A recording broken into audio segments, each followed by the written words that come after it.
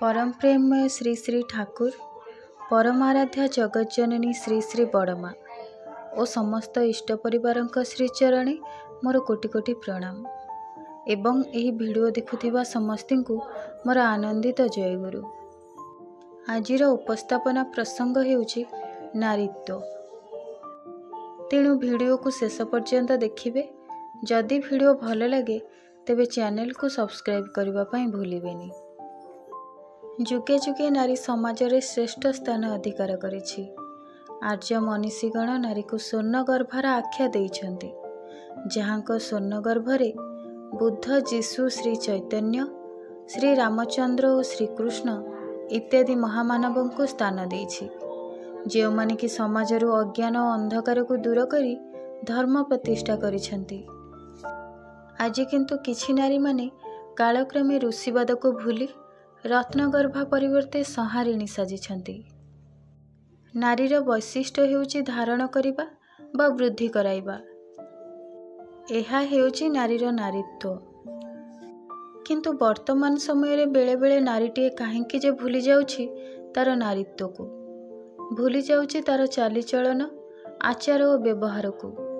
किंतु श्री श्री ठाकुर प्रत्येक नारीर चालीचलन संपर्क रे कहन्ति, झियो मोर तुमर सेवा, तुमर चालिबा, तुमर चिंता, तुमर कहिबा पुरुष जनसाधारणक भितरे एपरी गोटिए भावर सृष्टि करे जोंथिरे सेमाने अवनत मस्तकरे नतजानु होई ससंभ्रमे भक्तिगदगद कंठरे माँ मोर जननी मोर कही मुग्ध हुअन्ति, बुद्ध हुअन्ति, तृप्त हुअन्ति, कृतार्थ हुअन्ति। तेबे ही तुमे नारी, तेबे ही तुमे सती। प्रत्येक जीवर लक्ष्य बंचिबा और बढ़िबा, किंतु प्रकृति तार चतुर्पार्श्वरे रखिछि रोग, शोक, दारिद्र्य, हिंसा, द्वेष और कलह।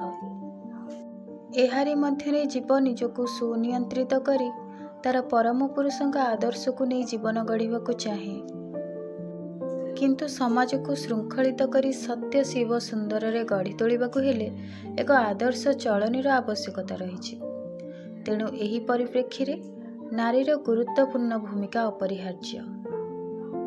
माटी जेपरी उद्भिद को बंचिबा बढ़िबारे सहायक हुए और ता पई किछि त्याग स्वीकार करे, सेहीपरि नारी जीवन को जीवन धारण, पालन और पोषण निमित्त घात प्रतिघात सह्य करी किछि त्याग स्वीकार करबाकु हेबो। एहाकु जदि नारी उपेक्षा करे ताहेले जीवन विपर्यस्त होई पड़िबो। जेउ नारी समस्त कर्म जंजाल रे थाई मध्य समस्ती को बहन करी चले, सेही नारीर परिवार समृद्धि और सुखी थाए। सुसंतान कामनारे निहित थाए नारी मानकर परम शांति और जीवनर सार्थकता।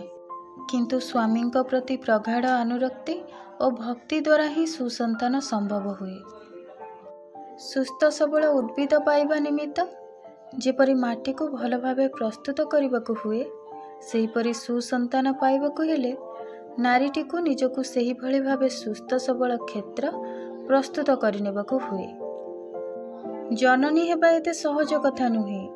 तेणु श्री श्री ठाकुर कहन्ति, स्वामी प्रति जेपरि टाण संतान मिले सेही परिप्राण।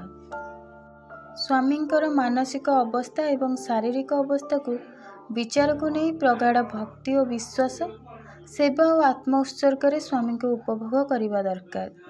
से क्षेत्र रे नारी सुसंतानर जननी और सती हुअन्ति। सतीत्व नारीर सबुठु अमूल्य संपद।